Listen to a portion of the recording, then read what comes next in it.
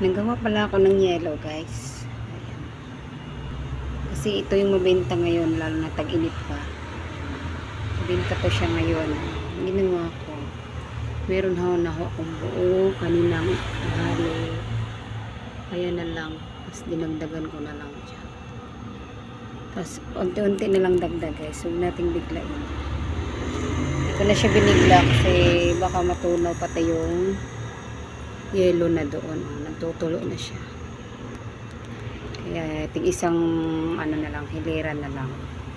Ganyan, doon sa dulo. Ito puno to siya. Puno.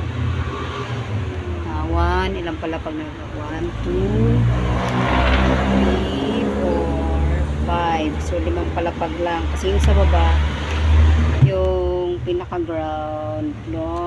Ayun na, pinakababa at may pinakababa pa. Lagayin ko na ho siya ng mga mga karne. Kaya ito, 5 lang yung nalalagyan ko ng yelo. May skin di pa, tira-tira. Naubos na skin di. So, ito naman sa taas. Kaya binaligtad ko na magkaiba sila ng style ng bago kong gawa. Kasi itong sa taas ay mineral po ito siya. Ito yung pang-inom talaga. Panglagay sa inuming tubig. So, ito naman nakatalikod. Pagbabad ho yan siya sa soft drinks. Soft drinks. Kasi sobrang init ngayon. Maraming namimili pambabad sa soft drinks. So, ito nang ginagawa ko. Kasi mas, ang pinagkaiba lang nito, ito. So, hindi siya maggaano kalaki. Tama lang. Nagpagka siya sa mga pitchil. Hindi ho katulad nitong pang soft drinks, mga botchog yan.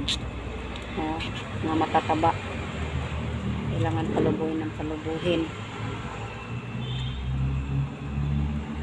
Para hindi sila logi. Kasi ano ho yan eh, pagbabad lang. Alam niyo, pagbabad. So, nawasa yan.